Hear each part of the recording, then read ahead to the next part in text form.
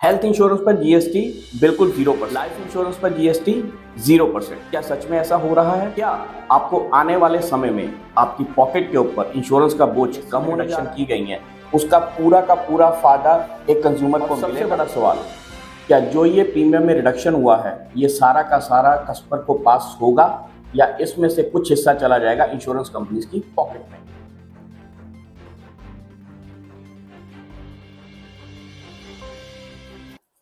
नमस्कार दोस्तों, आप देख रहे हैं मंथन चैनल और मैं हूं करण कश्मीरी। आज का सबसे बड़ा सवाल कि जो नई जीएसटी काउंसिल की मीटिंग में जो फैसला आया है उसमें बहुत सारी चीजों के ऊपर जो जीएसटी है वो कम कर दिया गया है, और सबसे बड़ा जो लोगों के लिए इंटरेस्ट की बात है वो है हेल्थ और लाइफ इंश्योरेंस के ऊपर जीएसटी का 0% होना। अभी तक 18% की लगती थी जीएसटी, पर अब आने वाले 22 सितंबर से ये हो जाएगी 0%। तो इस एपिसोड में आज हम जानेंगे कि क्या एक्चुअल में इस 18% का फायदा सीधा सीधा कंज्यूमर को होने वाला है या इसमें से भी उसको थोड़ा कट के मिलेगा, एग्जैक्टली 18% नहीं मिलने वाला। तो सबसे पहले बात करते हैं कि जो जीएसटी की रिडक्शन हुई है वो लाइफ और हेल्थ इंश्योरेंस के अंडर में हुई है और किसी भी प्रोडक्ट के अंडर नहीं हुई है। और इसमें भी एक जानने वाली जरूरी बात है कि बहुत स्पेसिफिकली वर्ड यूज किया गया है, individual life and health insurance. तो जो कस्टमर्स जिनके पास जो हेल्थ इंश्योरेंस है वो ग्रुप पॉलिसी है या किसी और चैनल के अंडर वो पूरे पूरे ग्रुप के साथ कवर्ड है, क्या उनके प्रीमियम में रिडक्शन होगा या नहीं होना, ये अभी तक बहुत ही एक ऐसा विषय है जिसके ऊपर कोई भी बात कर नहीं रहा और ना ही इसके ऊपर खुलकर कोई बात हो रही है। तो अभी तक का अनुमान ये लगाया जा रहा है कि जो आपकी इंडिविजुअल पॉलिसीज हैं उसके ऊपर आपको घटे हुए प्रीमियम का फायदा होगा, लेकिन जिनकी कॉर्पोरेट पॉलिसीज चल रही हैं या जो ग्रुप मेडिकल पॉलिसीज के अंडर में कवर्ड है, शायद उनके ऊपर इस जीएसटी के रिडक्शन का कोई भी फायदा नहीं होने वाला। दूसरा सबसे बड़ा सवाल है लाइफ इंश्योरेंस के ऊपर। लाइफ इंश्योरेंस में दो तरह के प्रोडक्ट होते हैं, एक प्योर लाइफ इंश्योरेंस और एक टर्म इंश्योरेंस। टर्म इंश्योरेंस में भी फर्दर अगर हम डिवाइड कर दें तो उसमें रिटर्न ऑफ प्रीमियम और नॉन रिटर्न ऑफ प्रीमियम वाले जो प्रीमियम्स होते हैं, इस तरह से टर्म इंश्योरेंस बनती है। तो सबसे पहले अगर हम लाइफ इंश्योरेंस की बात करें, जो प्योर लाइफ इंश्योरेंस होती है उसके ऊपर पहले ही जीएसटी पहले साल में 4.5% है और दूसरे साल में 2.25% का जीएसटी है। तो ऐसे जो प्रोडक्ट्स हैं उनका अब क्या होगा ये आने वाला वक्त बताएगा। अब रही बात टर्म प्लान के ऊपर, टर्म प्लान में दो तरह की जीएसटी लगती है। जो नॉन रिटर्न ऑफ प्रीमियम वाले होते हैं उनके ऊपर जीएसटी है 18% और जो रिटर्न ऑफ प्रीमियम वाले प्रोडक्ट्स हैं उनके ऊपर जीएसटी लगती है 4.5 और 2.25%। तो हाँ, ये बिल्कुल सच्ची बात है, जो नॉन टर्म वाले पॉलिसीज हैं उनके ऊपर जीएसटी जो 18% थी वो अब 0 हो जाएगी। तो आपका प्रीमियम अगर टर्म इंश्योरेंस का 22 सितंबर के बाद आ रहा है तो आपको इस जीएसटी का पूरा पूरा फायदा मिलेगा, क्योंकि टर्म इंश्योरेंस में हमेशा से ही ये बात रहती है कि जो प्रीमियम जिस एज पे जहां पे स्टिक हो गया वो प्रीमियम कभी भी नहीं बढ़ता। सिर्फ जीएसटी के प्लस और माइनस का जो बेनिफिट या उसका जो लॉस है वो कस्टमर को भुगतना पड़ता है। तो इस केस में जिन लोगों के पास टर्म इंश्योरेंस है और जिनका प्रीमियम 22 सितंबर के बाद आएगा उनको इसका पूरा पूरा बेनिफिट 100% मिलेगा।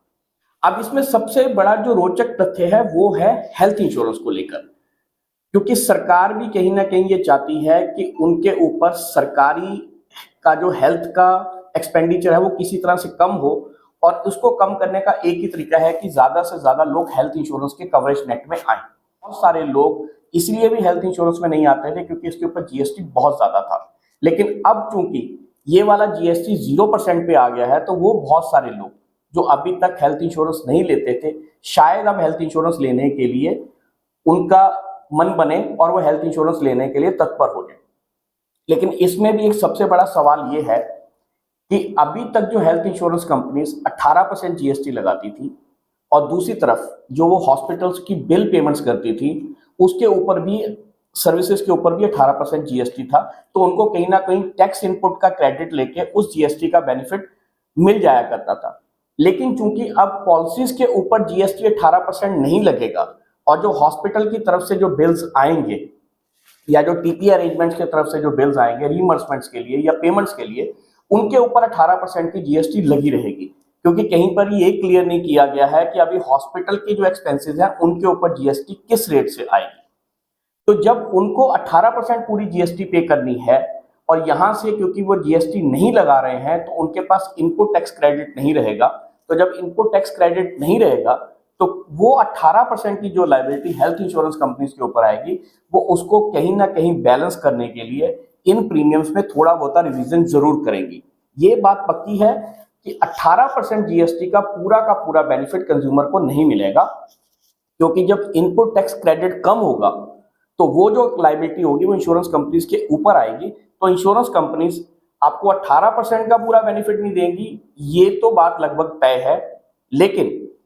आपको पूरा 18% भी नहीं लगेगा, ये भी बात सच्ची है। तो कुल मिलाकर अगर एक मोटी बात समझी जाए तो इसमें माना यह जा रहा है कि कंज्यूमर को 18% अगर पूरा नहीं तो कम से कम 9 या 10% के आसपास का फायदा तो होने वाला है। कुल मिलाकर कहीं ना कहीं हेल्थ इंश्योरेंस का प्रीमियम तो कम होने ही जा रहा है। और टर्म के केस में तो हमने आपको पहले ही बता दिया कि जो नॉन रिटर्न पॉलिसीज हैं उनके ऊपर जीएसटी पहले 18% लगती थी, उनका जीएसटी का प्रीमियम डेफिनेटली कम होगा। अब एक बड़ा सवाल यह है कि जिन लोगों की हेल्थ पॉलिसीज का प्रीमियम 22 या 22 तारीख के बाद आना है, तो क्या उनके प्रीमियम में इंश्योरेंस कंपनीज कुछ बढ़ोतरी करेंगी या नहीं करेंगी, या जो अभी तक उनका प्रीमियम सेट हुआ है उस प्रीमियम के ऊपर ही 18% जो जीएसटी थी वो माइनस करके उनको बेसिक प्रीमियम पे करना है। अब ये सारी चीजों के ऊपर धीरे धीरे एक्सरसाइज होनी शुरू हो गई है। इंश्योरेंस कंपनीज भी अब रिकैलकुलेशंस में जाएंगी, इंश्योरेंस के री इंश्योरेंस के साथ दोबारा से एग्रीमेंट्स होंगे। तो इस बहुत सारी मथापची के बीच ये बात तो तय है कि कंज्यूमर का बेनिफिट तो होने वाला है, लेकिन कितना होने वाला है ये आने वाले समय में ही पता चलेगा, क्योंकि अभी तक भी इस बात के ऊपर पूरी तरह से क्लैरिटी नहीं है कि जो हॉस्पिटल्स के बिल है उनके ऊपर जो जीएसटी है वो कितनी लगेगी। क्योंकि अल्टीमेटली इंश्योरेंस कंपनीज ने जो पेमेंट करनी होती है वो हॉस्पिटल्स को करनी होती है, और जिनकी सर्विसेज के ऊपर 18% की जीएसटी ऑलरेडी अभी तक लग रही है और वो एज इट इज है, उसमें कोई भी रिडक्शन नहीं हुआ है। तो इसलिए ये वाला सवाल सबसे बड़ा महत्वपूर्ण है कि क्या जीएसटी जो हेल्थ इंश्योरेंस में कम हुई है उसका का पूरा बेनिफिट कंज्यूमर को मिलेगा या नहीं मिलेगा। हाँ, टर्म पॉलिसी के केस में यह बात बिल्कुल प्रैक्टिकली सच्ची है कि आपका टर्म पॉलिसी का प्रीमियम 18% जरूर कम हुआ है, और वो भी नॉन आरओपी वाली। अब इन सब के बीच में जो एक अच्छी बात है वो ये है कि वो लोग जो अभी तक हेल्थ पॉलिसीज या टर्म पॉलिसीज को सिर्फ टैक्स पोर्शन के कारण से इग्नोर कर देते थे, उनके लिए ये लेना और आसान हो जाएगा। और दूसरी तरफ जिन लोगों को 18% की जीएसटी का बहुत ज्यादा फर्क नहीं पड़ता था, तो उनकी पॉकेट में थोड़ा सा पैसा ज्यादा हो जाएगा। अब या तो वो उस पॉकेट मनी को सेव करके कुछ नया इंश्योरेंस का प्रोडक्ट लेंगे, या अपने एग्जिस्टिंग कवर्स को थोड़ा सा और बढ़ाएंगे, क्योंकि वो प्रीमियम जितना पे कर रहे थे उतने ही प्रीमियम का अगर वो बोझ अभी तक सह रहे थे, तो उसको बेटर है कि उस प्रीमियम के बोझ को वहीं पर रख के वो अपने कवरेज को इंक्रीज करें, क्योंकि कवरेज इंक्रीज करना ज्यादा समझदारी का सवाल है बनिस्बत इसके कि आप ये सोचेंगे मेरा प्रीमियम कम हो गया। सो दोस्तों, एक्चुअल में इसका इंपैक्ट क्या होगा ये आने वाले कुछ एक दिनों में पता चलेगा। लेकिन ये बात हमारे लिए बिल्कुल सही है कि अब हेल्थ इंश्योरेंस और लाइफ इंश्योरेंस लेने वाले कस्टमर्स की तादाद थोड़ी सी बढ़ेगी। जो लोग हेल्थ और लाइफ इंश्योरेंस में काम करते हैं उनके पास अब इंक्वायरीज बहुत ज्यादा आएंगी और कन्वर्जन होने के चांसेस भी बहुत ज्यादा बढ़ेंगे। हम इस चीज को एक पॉजिटिव नजरिए से देख रहे हैं कि वो लोग जो अभी तक हेल्थ के नेट में नहीं आ रहे थे, या लोग हेल्थ इंश्योरेंस नहीं ले रहे थे, या लोग लाइफ इंश्योरेंस को भी अब बहुत ज्यादा तवज्जो नहीं दे रहे थे क्योंकि एटीसी में भी बहुत ज्यादा उसका बेनिफिट नहीं बचा है, जो लोग नए टैक्स डिजाइन में चले गए हैं, तो वो लोग शायद इस चीज को कंसीडर करते हुए दोबारा से इस मार्केट में इस इन्वेस्टमेंट और सेफ्टी के टूल्स को अपनाना शुरू कर देंगे। अगर हम ये देखें कि आज से लेके 22 तारीख के बीच में हेल्थ और लाइफ का जो बिजनेस है वो थोड़ा सा होल्ड पे चला जाएगा। जो कंज्यूमर अभी लेने के फिराक में थे, या जिनकी क्वेरीज चल रही थी, या जो लोग इन अपनी बाइंग को 1 या 2 दिन में क्लोज करने वाले थे, वो शायद अब इसको पोस्टपोन करके 22 तारीख के बाद ले जाए, क्योंकि हर कोई चाहता है कि अगर 10-15 दिन के इंतजार के बाद अगर मेरा कुछ पैसा बच सकता है तो मैं उसको क्यों ना बचाऊं। अब वो कितना बचेगा ये तो 22 तारीख के बाद ही पता चलेगा। लेकिन इसमें हम आपको अपनी तरफ से, क्योंकि हम इसी इंडस्ट्री में काम करते हैं, तो आपको एक सुझाव जरूर देना चाहेंगे कि बीमारी और मुसीबत कभी भी बताकर नहीं आती। तो सिर्फ आप इस चीज के चक्कर में कि मेरा प्रीमियम 10 तारीख को ड्यू है, लेकिन क्योंकि 22 या 23 तारीख को प्रीमियम पे जीएसटी कम लगेगी, तो मैं अपने प्रीमियम को एक हफ्ता या 10 दिन के लिए स्ट्रेच कर दूं। और अगर भगवान न करे उसी 8 या 10 दिन के बीच में आपके साथ कोई दुर्घटना घट जाती है या आपको कोई बीमारी लग जाती है, तो उस केस में आप कहीं पे भी कवर्ड नहीं रहेंगे। तो इसलिए इस छोटे से लालच को बचाने के लिए आप बहुत बड़ी मुसीबत में ना पड़े, तो हमारी सर से सबसे यही दरख्वास्त है कि आप लोगों का जिनका प्रीमियम अभी ड्यू हो रहा है वो अपने प्रीमियम्स को रेगुलर पे करते रहे। इसका बेनिफिट इस साल नहीं मिलेगा तो अगले साल मिल जाएगा, उसमें कोई लंबा चौड़ा फर्क नहीं आएगा। लेकिन अगर आप अपना प्रीमियम डिले करते हो हेल्थ इंश्योरेंस का, तो आप भी जानते हो कि जिस दिन आपकी पॉलिसी खत्म होती है उससे अगले दिन से आप किसी भी तरह का क्लेम लेने के हकदार नहीं रहते हैं। तो कृपया जिन लोगों का हेल्थ प्रीमियम 22 सितंबर या 22 के बीच में ड्यू है वो अपना प्रीमियम रेगुलर पे करते रहे। हाँ, अगर आपको बहुत ही एक भविष्य की जानकारी है और आपको लगता है कि इन 4-5 दिनों में कुछ नहीं होने वाला, तो आप उसको आगे लिंगर ऑन कर सकते हैं। ये आपकी सोच के ऊपर निर्भर करता है, लेकिन हम इसके बारे में आपको कोई सलाह नहीं देना चाहेंगे। हमारी सलाह तो यही रहेगी कि आपका हेल्थ का प्रीमियम जब भी ड्यू हो उसको टाइमली पे कर देना चाहिए। दूसरी तरफ जो लोग अभी तक ग्रुप पॉलिसीज के अंदर में कवर हैं, ग्रुप मेडिकल्स में कवर्ड हैं या जीएमसीज में कवर्ड हैं, उन लोगों के लिए शायद इसमें कोई बहुत बड़ी राहत नहीं मिलने वाली है, क्योंकि बड़ी स्पेसिफिकली ये टर्म डिक्लेयर की गई है कि individual life and health insurance policies GST has been reduced from 18% to 0%। तो इसलिए जिन लोगों का कॉर्पोरेट पॉलिसीज चल रही हैं और उसमें अगर वो कुछ कंट्रीब्यूट करते हैं तो वो ये मत सोचें कि उनका कंट्रीब्यूशन कुछ कम हो जाएगा, क्योंकि ग्रुप पॉलिसीज के ऊपर अभी तक कोई क्लियर गाइडलाइन नहीं है और हमें लगता भी नहीं है कि ग्रुप पॉलिसीज के ऊपर किसी तरह का प्रीमियम कम आएगा। तो ये जो, क्योंकि ग्रुप पॉलिसीज का प्रीमियम है वो पहले ही बहुत ही कैलकुलेटिव तौर पे बहुत कम प्रीमियम होता है और बहुत सारे बेनिफिट्स उसमें दिए जाते हैं, तो इसलिए हमें नहीं लगता कि ग्रुप पॉलिसीज के अंडर में कोई चेंजेस आएगी। हाँ, इंडिविजुअल पॉलिसीज में चेंजेस जरूर आई हैं